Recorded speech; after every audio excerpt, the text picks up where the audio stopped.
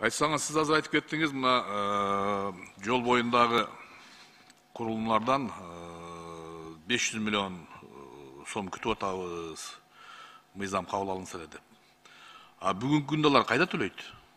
Бүгүнкү күндө төлөйбү алар же төлөбөйбү? Эмне болуп атат? Себеби мурдагы мыйзам боюнча деле республикалык жолдордон жанагы огунан ортосунан 16 метр силердики да. Туурабы? Улукбек Суркулович, тиги негизи мыйзамда ошондой жазылган, жана категориясына жараша 32 метр, 16 метр, 14 метр деп. Бирок баягы право удостоверяющий документ жок болгондуктан бизге мыйзамдуу түрдө арендага бергенге жол берилбейт экен да. Бул жагында ошо жоболор так жазылбаган үчүн кээ бир жерде айлык өкмөттөр берет, кээ бир жерде такыр эле аренда төлөнбөйт. Ушундай болгондуктан биз мыйзамга киргизип атабыз азыр. Андан тышкары жанагы жол жээгиндеги жолго бөлүнгөн участоктарды право удостоверяющий документ алганга азыр кабинет министрлеринин эмеси токтому чыккан, межведомственный комиссия түзүлүп, биринчи иретте баягы эл аралык жолдордун тилкесине право удостоверяющий документтерди алганга иштерди жүргүзүп атабыз. Эми убакыт көп кетет экен ага. 1 жыл, 2 жыл кетет экен. Жок, 1 жыл, 2 жыл болсо да силер анда азыр мыйзамды жазып не кыласыңар. Мыйзамды жазган убакта муну анализдеп, тактап, эч болбосо мына биздин ушу Бишкек Ош, Бишкек Торгарт, Бишкек Ысык көл жолунун боюндагы объекттерди бир тизмелеп чыгыш керек болчу да. Бул көп убакыт талап кылбайт. Бул өзүңүздөрдүн эле мына такыр иши жок ортомчу болуп отурган автожол ишканаңар, азыр айткан ГП. Өзүнчө бир ортомчу түзүп алдыңар да силерчи, ДЭУлар менен өзүңөрдүн ортоңордогу ошол бөлүнгөн акчадан жашап аткан бир паразитти пайда кылдыңар. Бул ошол эки ушул мындай негизги жолдордун боюндагы атайын мына Бишкек Ысык көл жолдун боюнда Боом капчыгайында аябай көптөгөн кафелер бар. Бишкек Ош жолунда Чычкан мына капчыгайында жана башка да көптөгөн жанагы именно ушул силердин койгон нормага ылайык келген жерде ошол курулмалар турат азыр, иштеп атышат. Алар төлөп атышат да бир жака. Эмне үчүн анализ кылган жоксуңар ошону?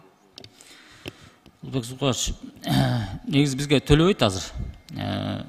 Бул жок, алар бир жака төлөп атышат да. Балким айыл өкмөткө төлөп атышат. Балким дагы бирөөгө чөнтөгүнө төлөп атат. Бирок алар жөн курган жок да, уруксат алды.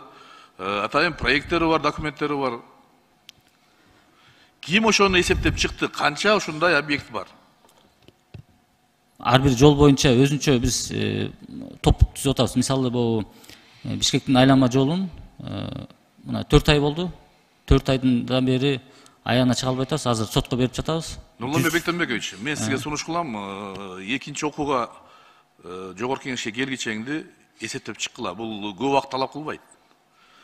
Муну ушул мына Бишкек Ысык көл, Бишкек Торгарт, Бишкек Ош, Ош Иркештам, Ош Баткен жолуна бир 3-төн 4төн киши бөлсөңөр эле 2 күн эсептеп келип берет сизге.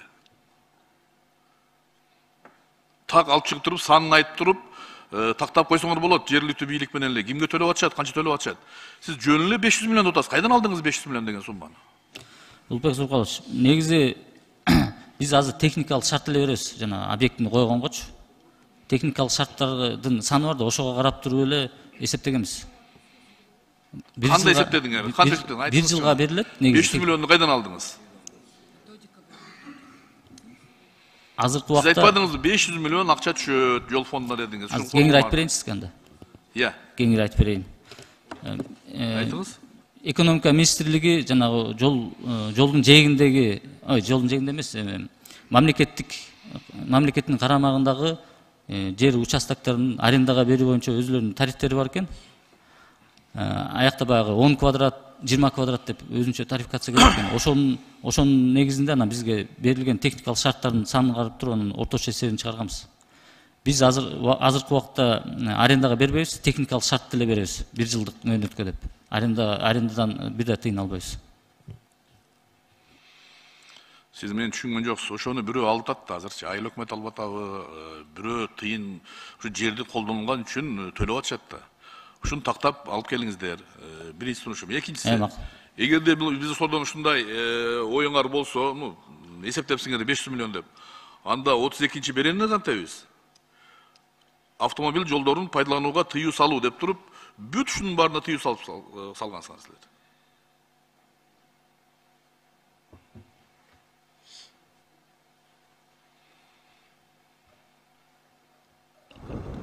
Нурланбек Тембекович, тезирээк жооп берсеңиз.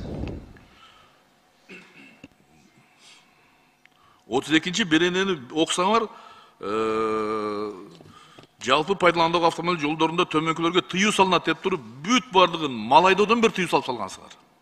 Муну биз биринчи окууда айткан элек, ушуну карагыла. Бул жол менен айдабай каяк айдайт анан кийин малын элдер? Мына ушул жерде турат силерде 14 пункттан турган тыюу салган немеңер. Өзүңөр проблема жазып атасыңар да. Аткарылбаган иштерди жазып атасыңар. Мыйзам бул аткарылбайт. Анан экинчи жагынан тыюу салып алып, тыйын чогултам деп атасыз. Бул кандай болот? Албай Зурбаш, бул жерде жанагы жолдорду колдонууда кандай тыюу салуулар бар, ошол жөнүндө жазылган. Мурда эски мыйзамда деле бар болчу, бирок муну жанагы правила пользования автомобильными дорогами дегенге өзүнчө чыгарып бияка киргизбей деле койсок болот да. Мурдакы мыйзамда, эски мыйзамда бар, аз существующий мыйзамда. Киргизбей эле койсоңор алып салганда. Хорошо, алып салалы. Өзүңөргө бюджет жазып аткандан кийин бүт тыюу салып туруп 14 пункт окуп чыксаңар да болот. Адам күлкүсү келе турган тыюу салуулар бар бул жердечи.